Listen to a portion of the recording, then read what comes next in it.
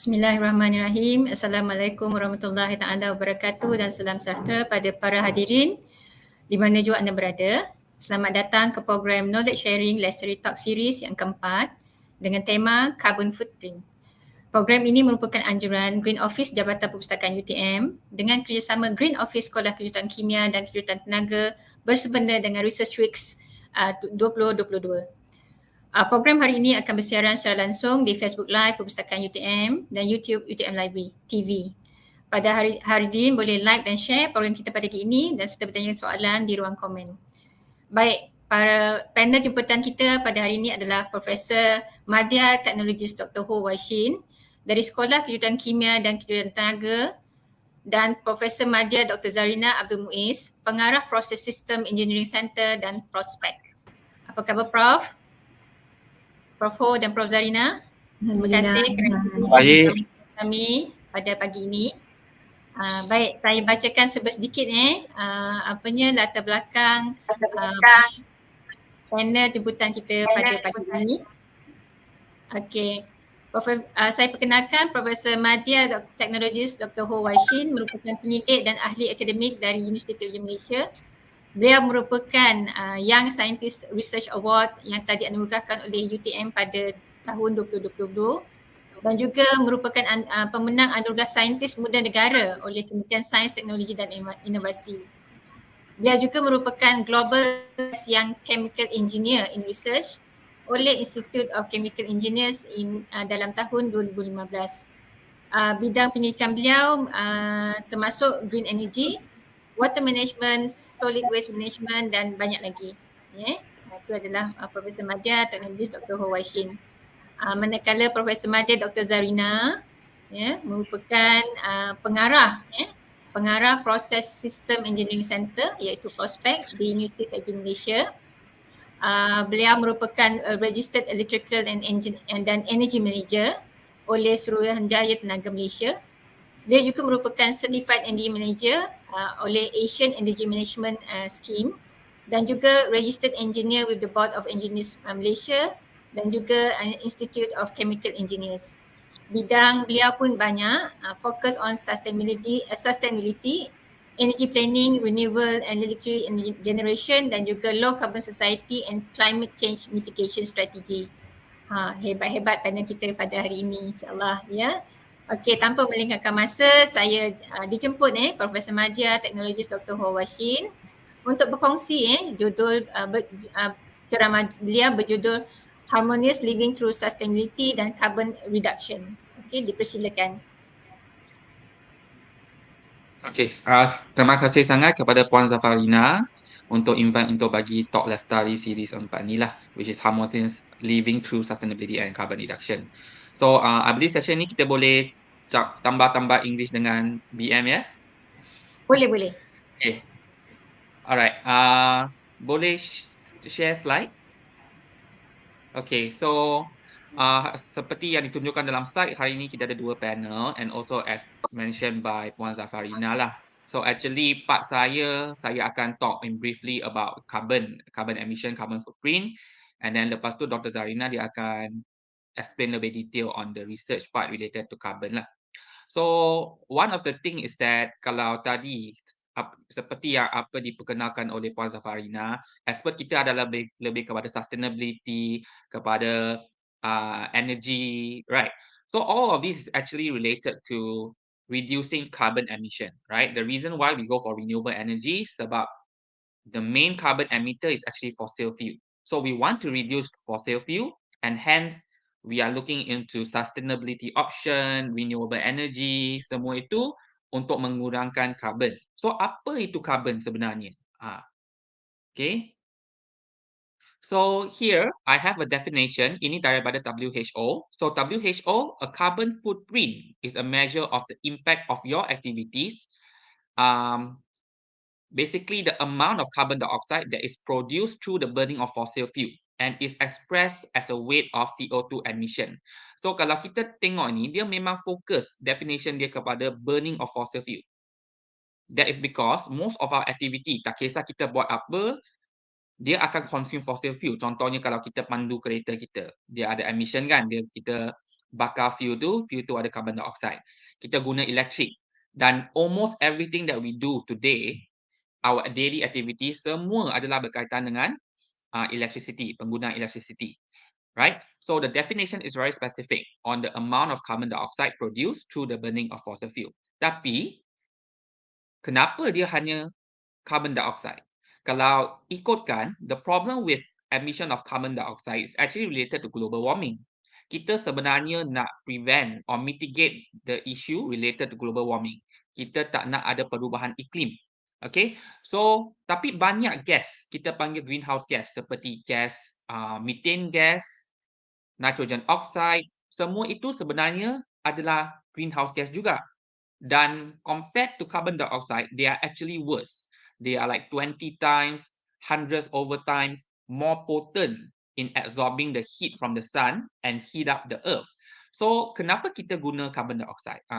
Salah satu reason is because carbon dioxide is the most common one. And among the gases, it has the lowest. So, kita guna carbon dioxide sebagai benchmark. So, kita anggap carbon dioxide satu unit, dia ada potensi untuk menyerap haba tu. So whatever else is basically 20 more times more potent daripada carbon dioxide seperti methane gas ataupun 100-200 kali ganda compared to methane gas. So this is the reason why the definition is referring to carbon dioxide, tapi sebenarnya dia merangkumi bukan sahaja carbon dioxide but other greenhouse gas such as methane gas, such as nitrogen oxide, all those gases lah. So this is the reason, right? We want to reduce carbon. Okay, so in terms of reducing carbon, these are the general activities that we do every day. Contohnya transportation, right? Especially Malaysia, I think we are very famous, right? Especially if you're in KL, there will be jam. So with the car and everything, right, we will be emitting so much carbon dioxide. And then secondly, the utility, electricity that we use at home. We charge our handphone, our television. Even now, macam kita tengah buat live cast semua ni kan, kita ada komputer semua kat depan, semua akan menggunakan electricity. So, itu adalah berdasarkan fossil fuel. So, you will contribute towards carbon.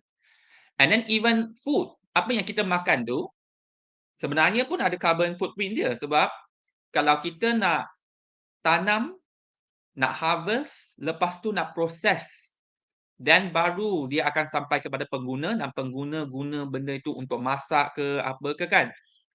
All of that will go through a process that consumes electricity and transportation and fossil fuel kan.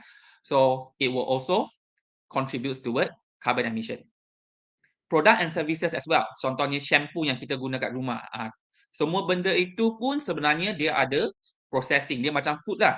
Dia pun kena pergi dapatkan raw material dia, dia processing, lepas processing jadi bahan-bahan tu kita macam hantar kepada supermarket untuk kita beli kan. So semua proses itu there is actually carbon emission related. So these are the four main activity. So yes, in Malaysia maybe we are not so concerned. Sebenarnya we don't have that culture in us to actually monitor how is our consumption like. So have we ever think, berapa banyak carbon footprint kita? Adakah carbon footprint yang saya, you know, the one that I produce the carbon emission from my daily activities, is it bad for the environment? Or is it good for the environment? Or, you know, what can we do to reduce this carbon emission? Right? So this is something that we always have to ask ourselves. So basically what I want to share with you today is how to calculate carbon emission supaya kita at least ada awareness tu lah that you know we are actually doing something to help the environment and to keep track right on our daily activities. And the benefit of this is apart from helping the environment, kita sebenarnya kalau kita guna benda secara lestari, secara sustainable, it will also help in terms of our economics. Macam kita kurangkan penggunaan. So kita tak bazir duit lah contohnya kan. So dia ada sebenarnya benefit and also health benefit because usually when you talk about sustainable, eventually you will lead a more healthier lifestyle as well. Okay. So ini adalah few of the industry yang saya nak share yang banyak produce carbon. So memang daripada list of this industry kita memang nampak energy which is electricity and heat, it produce the most carbon emission up to 20%. 4.9, which is about 25% lah. Dari industri 14.7, transportation banyak juga 14.3, agriculture.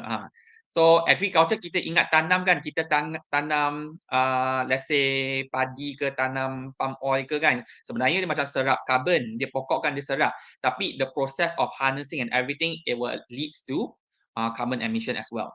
So do not have the anggapan or the understanding that as long kita tanam benda dia sebenarnya adalah negative carbon. Sebenarnya tidak. So it really depends on the whole chain. Dari starting sampai akhir, bagaimana kita buat proses tersebut. Okay, so land use change as well. Land use change adalah macam kita tumbangkan pokok, kita bina rumah. So semua itu akan result in carbon emission. Okay, so ada fuel consumption, fugitive emission, banyaklah dia punya list. Okay. So these are just some calculation, but I think I don't want to bore you with this calculation because later I will show you there's actually a website where you can just input your data and then you will be able to see what is your carbon footprint, right? So if any one of you are interested, then you can go and check lah. Okay, hari ni saya guna berapa banyak fuel, you masukkan je. Lepas tu kita tahu, saya ni sebenarnya very bad for the environment. Like what I'm doing today is bad for the environment. So at least we have that form of awareness, right? But actually, of course, behind that, there is all this calculation lah. But the calculation is not very difficult. Kebanyakan benda dia ada carbon emission factor. So contohnya macam kita guna fossil fuel, let's say coal. Semua orang kata coal is very bad for the environment. That is because it has a high carbon emission factor. Kalau kita bakar coal 1 kg, kita akan release banyak carbon. Kalau kita guna natural gas, mungkin dia lagi rendah. Kalau kita guna solar, solar is renewable energy. So if you use solar, lagilah tak ada sebab kita consider dia sebagai carbon neutral lah. Contohnya lah kan. So dia setiap benda dia ada carbon conversion factor dia. Tapi kena cari. Tapi kalau you guna tools ataupun yang website yang sedia ada, then of course you don't need to find, you just have to key in the data, then you will be able to obtain what is the carbon footprint, okay, for yourself. Right?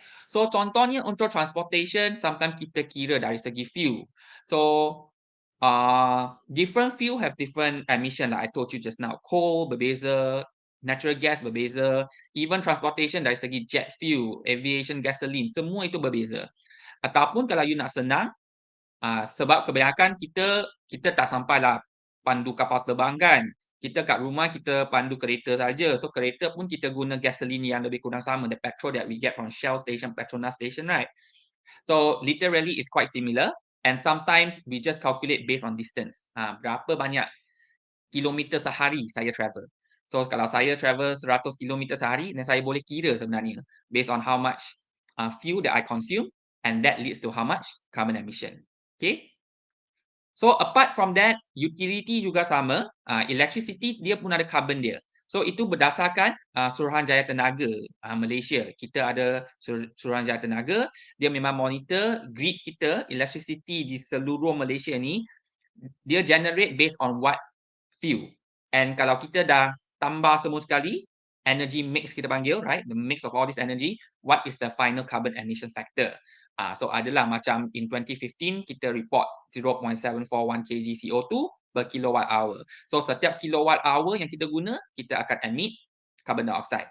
Tapi kalau tak silap 2021 or last few years 2019 or 2020, the carbon emission factor for Malaysia punya grid dah berkurang. It's about 0.69 macam tu. Okay? So sama juga natural gas yang kita guna untuk memasak, dia ada emission factor dia. Okay? Water sebenarnya ada juga. Kita guna air, kita kena basekan logi water treatment, you know, the water treatment plant. So those water treatment plant, in order to produce clean water for us to drink, for the use in our house, it actually consume electricity. But actually the quantity is not so big lah. So it's actually very hard for us to quantify dari segi water. So some of you may ask, semua orang cakap pasal energy, saya nak key in maklumat pasal water tapi tak ada tool, tak ada calculator yang consider water. Disebabkan water sebenarnya carbon dia mungkin tak besar sangat. So memang susah nak cari satu calculator ke apa for carbon footprint yang consider water. Itu yang saya letak question mark kat situ. Okay. Food, right? So I mentioned to you just now in term of food, kita ada growing, kita ada farming, kita ada harvesting, okay? And vegetation. Semua itu kita akan menggunakan tenaga untuk membuat aktiviti tersebut, okay? So if you are rearing of chicken farm, cow farm, lagilah kalau nak cakap pasal cow, a lot of people mention, right? Lembu ni, dia sebenarnya banyak mengeluarkan gas methane. Sebab dia punya, apa tu? Dia punya stomach kan, dia macam ada dua stomach. So it will digest a lot and it will produce a lot of methane gas. And that basically dia punya tu lah, the apa yang dia release kan. So apart from the energy we need to use to take care of the animal, this animal itself also produces all the greenhouse gas. Chicken jugalah, kalau chicken punya dia punya apa tu? The excretion of the chicken, right? So but then a lot of people is now using all this chicken excretion everything untuk buat biogas. So dia boleh convert itu balik kepada tenaga. So tenaga yang boleh diperbaharui. So adalah inisiatif macam ni, but basically the whole process itself actually all contributes to carbon. Okay? So these are the lists. So if we know meat is always a higher producer of carbon emission. So kalau kita adalah orang yang suka makan daging, right, every day dalam lunch, dinner ke breakfast ke apa, memang kena ada daging, we actually contribute a lot to carbon emission. So our carbon footprint will be higher compared to those that consume more vegetable or fruits. So if you look from this list, right, it's very interesting to see lamb adalah paling tinggi. So kalau you suka makan lamb, memang you akan contribute banyak carbon lah. So beef 27, cheese, chicken. Cheese sebab dia related to lembu juga. So beef dan cheese actually is quite related because they are from the same farm, right? So chicken you have 6.9, tuna, eggs macam tu lah. Paling rendah tu fruits, okay?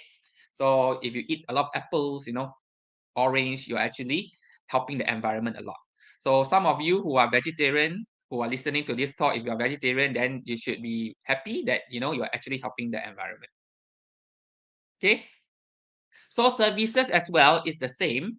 When it comes to product, it can be in terms of furniture, cosmetic, you know, electronics, baju, clothes, and also any manufacturing lah. Punya produk yang kita guna kat rumah tu memang banyak kan. Kerusi kita, carpet kita, makeup pagi-pagi kita nak letak apa kan, perfume apa. All of that actually emits carbon dioxide.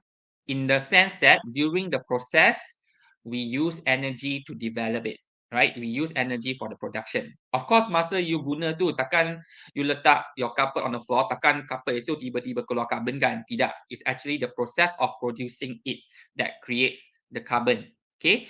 So, when we want to account for the carbon factor, then we also actually have to take into account what type of product that we use daily and what is the carbon emission that is related to that specific product. Okay, so that is all actually I have to share, but I want to show you the website first. So the reason for this sharing is to give a glimpse of an introduction basically on how we account carbon lah dan kenapa dia penting. So nanti Dr. Zarina, dia akan explain lebih detail because what we do basically in terms of research, we take all this analysis and then we make it more specific or more systematic for the industry. Maybe, you know, as a user, as a person, right, individual, it is not so impactful, right? Kita tengok, kita tahu, okay, kita sendiri punya inisiatif. Tapi untuk industri sebenarnya dia sangat penting because industry just now I show to you, they are like over 10 or close to 20% of the carbon emission is actually by them, right? So if they can reduce a lot, then we can actually help the environment even more, okay? So I would like to share the screen. Give me one moment.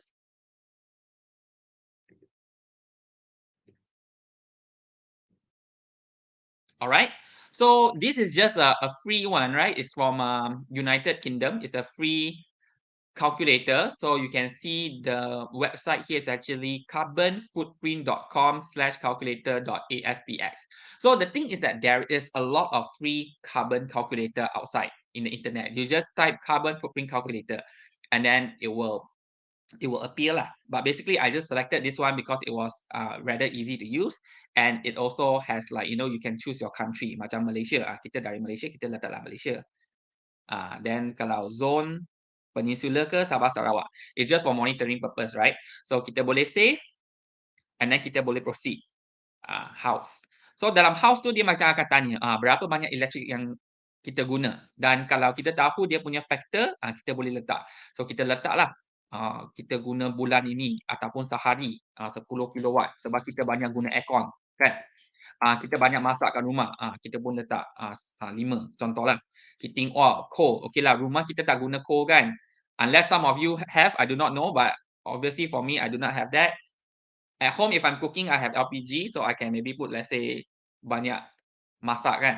So propane, wood, tak ada, kita boleh ignore. So lepas tu kita boleh calculate household footprint. Then dia akan tunjuk kat bawah berapa tan based on the electric yang kita guna, inilah carbon emission kita. 0.01 ton of carbon, contohnya. So flight, kalau kita banyak terbang, hari ini saya ada terbang ke Kuala Lumpur contohnya, is it one way trip or is it return flight? Dari mana ke mana? And then kita boleh calculate, contoh je. Then car, you know, if we travel to work with a car, then we also can input the information. Pergi UTM, berapa banyak kilometer dari rumah, kan? Kita letak. Ataupun kita guna motorbike, then boleh letak juga. Ataupun kita guna bus dan rail. So secondary kat sini, secondary dia lebih kepada produk. Berapa apa yang you makan ni, dia letak.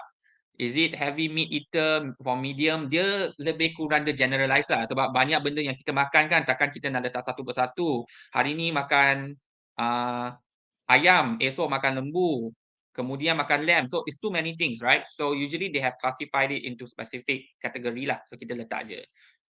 Dan pharmaceutical, ada tak kita guna pharmaceutical product? Baju, yelah, baju memanglah kita pakai. So tapi ada beli baju baru tak? Kalau tak apa, kan? So paper product, computer and IT, television, semua ini. Dan kita finally kita boleh tengok result dia lah. So total carbon. So Dr. Ho punya carbon 0.02. Sangat rendah sebab I tak fill in everything. Okay, but basically you get the general idea lah about carbon footprint.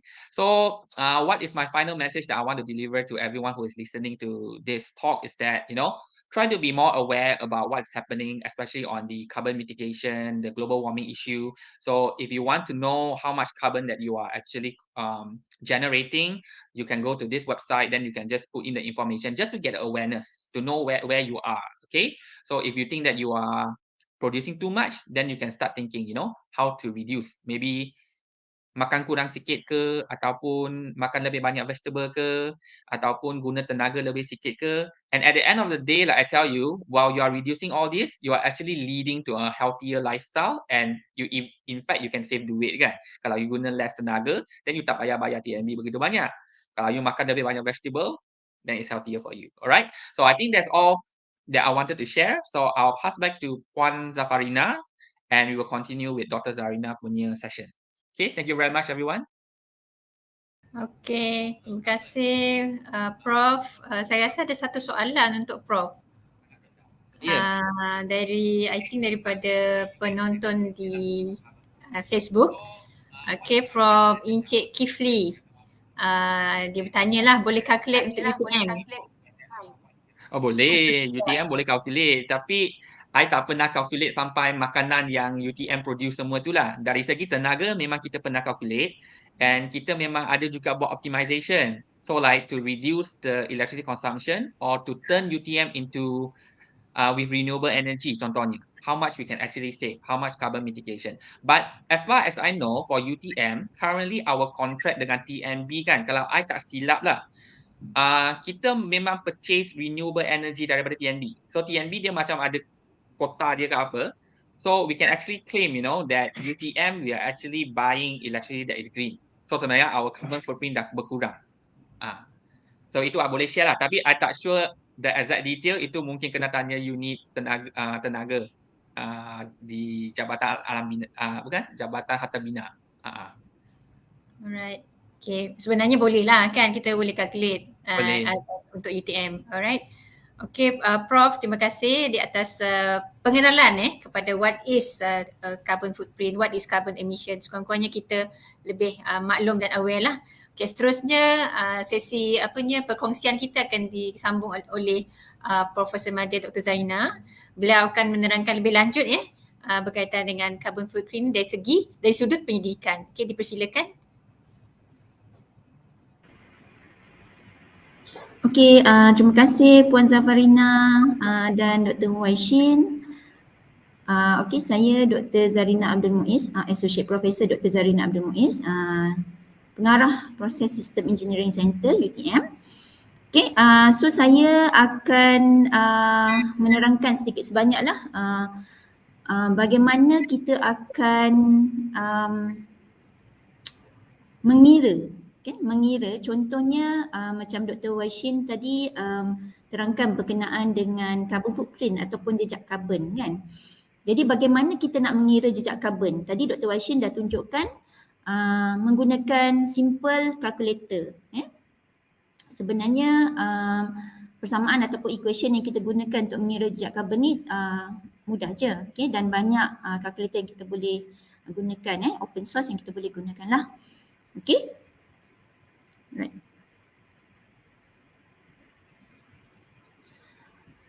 Okay, jadi saya akan menerangkan berkenaan sustainability. Okay, sustainability ni this is something yang kita sebenarnya is very abstract. So how we measure the sustainability? Okay, so salah satu aspek dalam sustainability ni adalah environment ataupun alam sekitar, which is kita include as well the carbon footprint. Okay. Right. So sustainability in Malay is Lestari kan. So macam mana kita nak mengira berapa lestari kita ni. So something yang sangat kita tak boleh, kita rasa macam tak boleh nak diukur. Tapi sebenarnya kita boleh ukur dan kita boleh come up dengan something yang quantifiable. Okay. So let's take a look at the definition of sustainability. Okay, so sustainability, okay, meeting the needs of the present without the compromising the ability of future generations to meet their own needs. Okay, so this is definition daripada United Nations World Commission of Development and Environment. Maksudnya dia seolah-olah kita perlu menjaga dunia ni seolah-olah kita meminjam daripada generasi akan datang. Macam itulah lebih kurang dia punya definition. Okay. And another definition, okay, sustainability consists of fulfilling the needs of current generations without compromising the needs of future generations while ensuring a balance between economic growth, environmental care and social well-being. Okay, so that's why sustainability, okay, brings three elements in harmony. Okay, so we call it three pillars in sustainability. We have economic, social and I think semua yang dalam session ni, okay, aware is one of the, I think the most important pillars is environmental. Okay, right. But how to measure sustainability? Tadi Dr. Wai Shin dia dah tunjukkan how we can calculate carbon footprint, jejak karbon ataupun berapa banyak karbon dioksida yang kita gunakan, okay, dalam kehidupan kita seharian. Okay. Tapi saya nak tunjukkan dalam skop yang lebih luas, okay, bagaimana kita boleh mengira ataupun mengukur kelestarian. Okay. So first of all, kita kena bangunkan tiga konsep. Okay. Konsepnya adalah bangunkan konsep. Okay. Terdapat tiga stages. We have aspect, parameter and indicator. So aspect ni berbalik semula kepada definition of sustainability, which are kita ada three pillars tadi, environment, economic and social. Okay. And part of this sustainability, okay, kita ada carbon footprint. Okay. So indicator extracted from environment database from your case study. Whatever case study lah, katakan kita nak buat kat UTM, so kita kena dapatkan carbon footprint dia. Okay. Right. Calculation method. So we use proximity to target. So I'll share with you what is proximity to target. Okay. So we need to collect data. Data limited to your subject or case study. So later on, I'll show you two of the case study that we have successfully carried out. Okay. And then we need to have standard collection. Okay. Whether it's national, international, regulations or best practice. Okay. Okay. So the first step for this sustainability measurement, how to measure sustainability. First, you need to have the data input, or you need to create database. So the data on strategies, initiatives, aspect, okay, parameters. Okay, parameter is including your target, and indicator, the measuring mechanism. Okay, right. So this is an example. Okay, so this is the environmental aspect. So we have a few parameters here. So this is from palm oil mill. Okay. So we have parameters: water consumption, air quality for boiler emission, okay, air surrounding, the quality of the air surrounding, okay. And what are the indicators for these parameters? Okay, for example, water consumption, use of fresh water, the unit in meter cube. Okay, so we have the standard here on the 5th column. Okay. Okay, the standard is whether it's international, national, from act and regulation, or the list is from best practice. Okay. So the standard indicated here in the 6th column.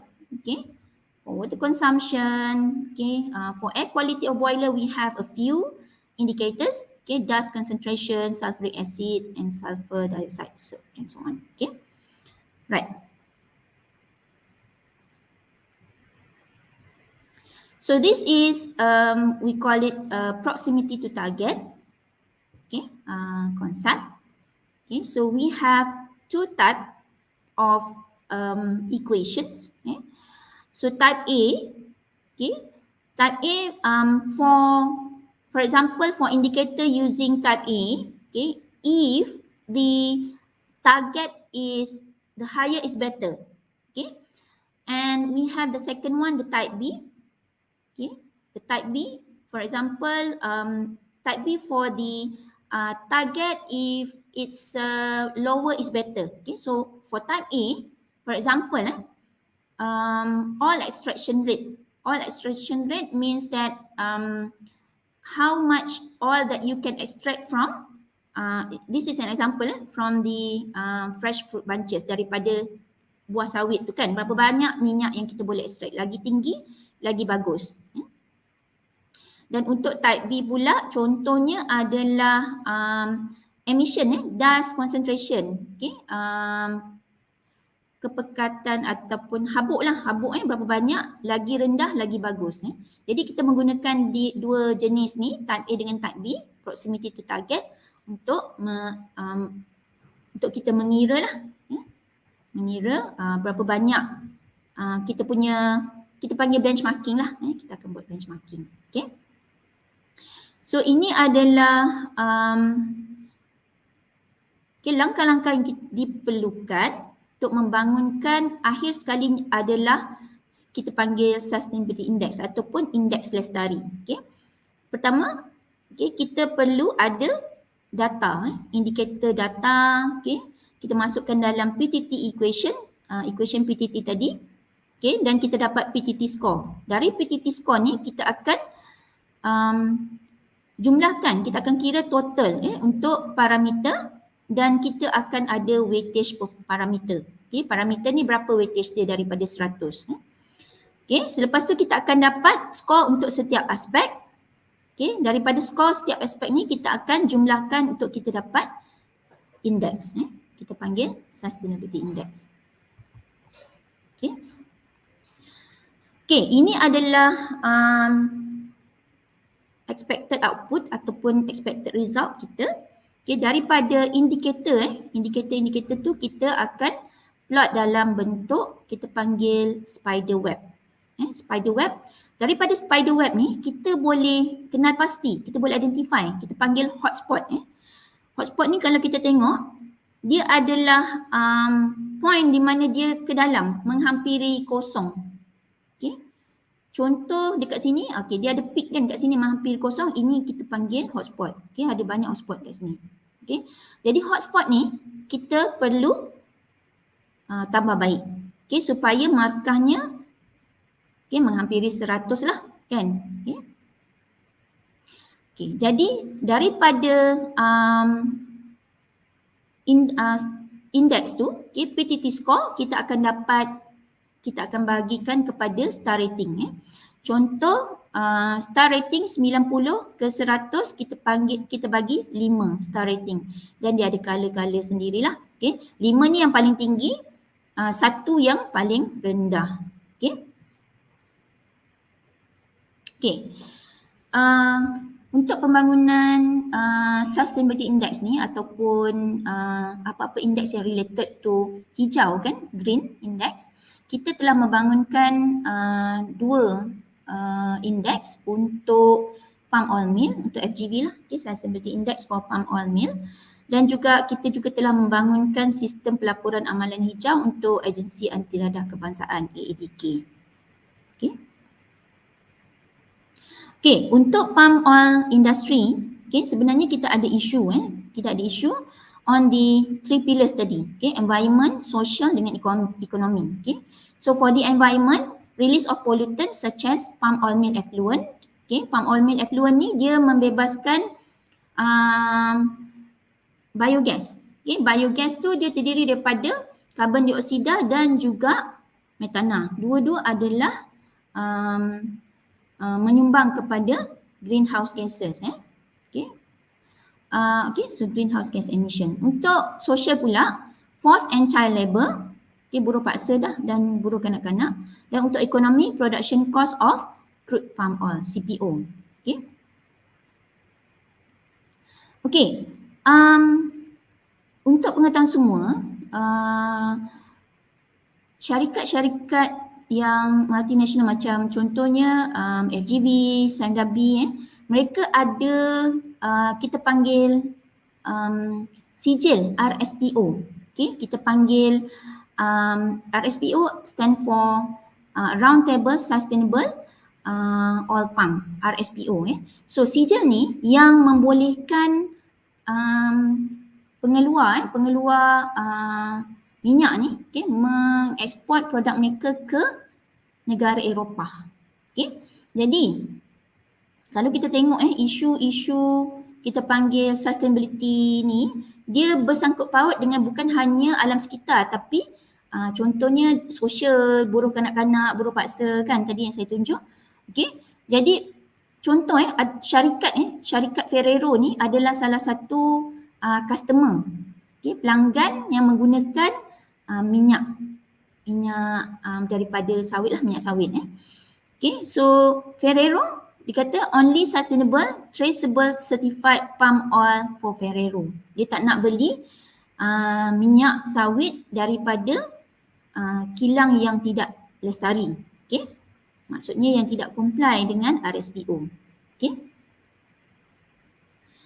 right. Okay, ini adalah palm oil supply chain. Maksudnya kita nak kena pastikan untuk RSPO tu perlu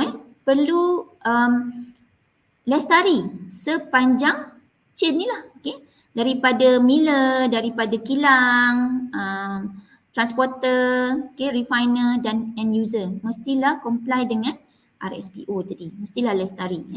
So, okay. Ini dia ada isu. Beberapa tahun lepas ada satu company pengeluar minyak masak di Malaysia telah digantung sijil RSPO kerana melanggar tidak comply lah dengan RSPO. Bila dibuat audit tidak comply dengan RSPO. Okay. Right, so only 38% of palm oil production by RSPO members certified sustainable. Jadi dia akan mengganggu, akan ada kesanlah kepada ekonomi jika produk kita tidak dapat dieksport ke Europe, sebab negara Europe ni dia besar kan, European country besar. Okay, so ini adalah index calculation untuk kita come out dengan palm oil meal sustainability index. Okay, saya cuma tunjukkan teaser sedikit lah, saya tak tunjukkan keseluruhan. Okay, ini adalah indeks yang kita dah kira untuk beberapa palm oil mill. Okay, dalam kes DFGV kita ada ambil beberapa sampel lah, case study palm oil mill, dan kita tengok ada palm oil mill yang skornya tinggi, rating 5, ada yang 4 dan juga ada yang 3. Okay, so sebenarnya untuk FGV ataupun mana-mana pengeluar minyak sawit, okay, ini sangat penting. Okay, sistem ni sangat penting untuk mereka menilai dan sentiasa maintain status sustainability mereka sebelum RSPO audit dijalankan lah. Okay, so ini contoh. Okay, satu mil di FGV dan kita nampak ada hotspot lah dekat situ, di mana hotspot ni memerlukan penambahbaikan lah. Okay. Kes tadi yang kedua adalah sistem pelaporan amalan hijau untuk agensi anti dadah kebangsaan. Okay. Jadi pembangunan sistem pelaporan amalan hijau ni adalah berdasarkan Pelan Tindakan Jom Hijau. AADK telah membangunkan Pelan Tindakan Jom Hijau 2019 ke 2020. Ada 5 aspek. Okay. Kalau kita kata tadi sustainability, dia ada 3 aspek ataupun pillars tadi kan. Di AADK mereka bangunkan Pelan Tindakan Jom Hijau ni, dia ada 5 aspek lah. Okay. Yang pertama adalah pembudayaan, 3R, reduce, reuse, recycle. Okay. Pengurusan air, tenaga dan kenderaan, pengurusan sisa domestik dan perolehan hijau kerajaan. Okay. Green procurement lah, government green procurement yang last sekali. Okay. Jadi ini adalah metodologinya. Okay. Daripada Pelan Tindakan Jom Hijau, kita kita develop ni strategi satu dan banyak strategi lah. Okay, kita ada parameter, kita ada indikator dan kita kira proximity to target dan kita dapatlah output kajian. Okay, so output kajian perbandingan di antara pusat kita panggil sekarang ni, dia panggil puspen lah. Setiap pusat-pusat pemulihan tu dipanggil puspen. Dia sebenarnya ada banyak-banyak jenis, tapi tahun lepas mereka telah standardiskan kepada semua pusat ni dipanggil puspen. Okay. Okay, ini contoh. Okay, indeks hijau. Ini contoh untuk dengkil, puspen dengkil. Okay.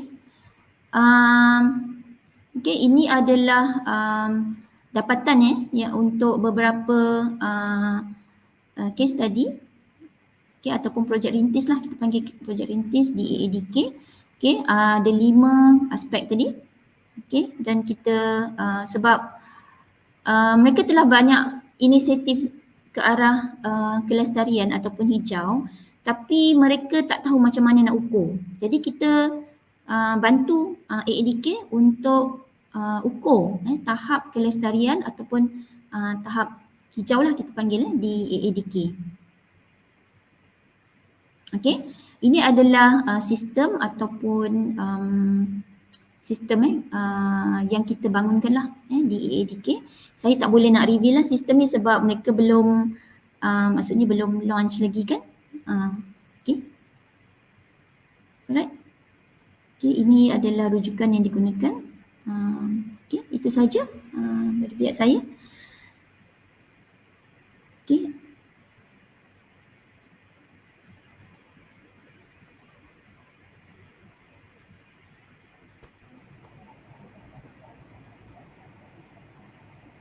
Okay, Puan Zafarina.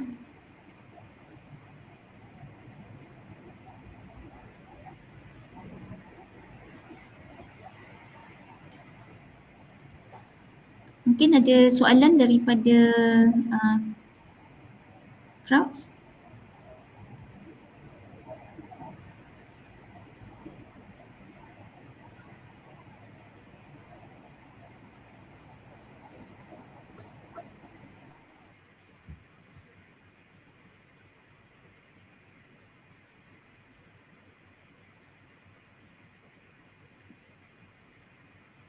Saya Puan saya perlu jawab ke macam mana ni? Saya jawab terus? Oh, boleh je. Okay. Right. Apakah perisian digunakan untuk mengira indeks, prospek atau sistem khusus? Data untuk skor dikumpul menggunakan questionnaire atau temu bual? Ni soalan lah. Okey. Okey, kita sebenarnya kita ada bangunkan beberapa perisian lah yang memang khas untuk case study yang maksudnya spesifik case study lah. Okey, contoh untuk LGV kan ataupun palm oil mill tu kita bangunkan satu perisian. Untuk ADK pun kita bangunkan satu perisian. Untuk data, data kita guna banyak kaedah. Okay, yang pertama adalah daripada desktop data. Okay, yang kedua kita temu bual. Okay, dan yang ketiga questionnaire lah. Ini memang semua kita gunakan lah untuk kita dapatkan data. First sekali adalah kita dapatkan data daripada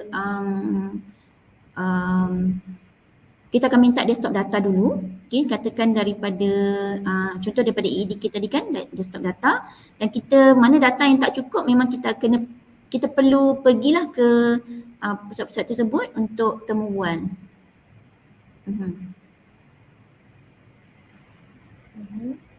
Alright. Ada lagi soalan daripada pengguna selain pada soalan daripada Puan Hawani Idris ni?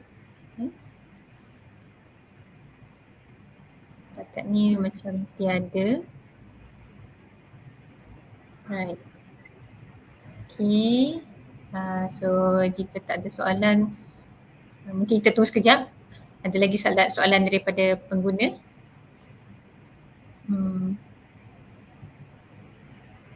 Right. Okay, mungkin tiada lah gitu Prof Ada satu sajalah soalannya. Yeah. Okay. Okay. Sekiranya tiada, saya rasa kita boleh ke penghujung rancangan kita, program kita hari ini. Okay, sekali lagi saya bagi pihak perusahaan UTM ucapkan terima kasih kepada Profesor Madya, Dr. Wai Shin dan juga Profesor Madya Dr. Zarina atas perkongsian berkaitan dengan carbon footprint dan juga carbon reduction lah pada hari ini. Alright. So saya mengucapkan sekali lagi terima kasih kepada tim Profesor Madya, Teknologis Dr. Wai Shin serta Green Heroes, Committee of KSKT dan juga semua penonton yang sudi menonton program ini di penghujung rancangan.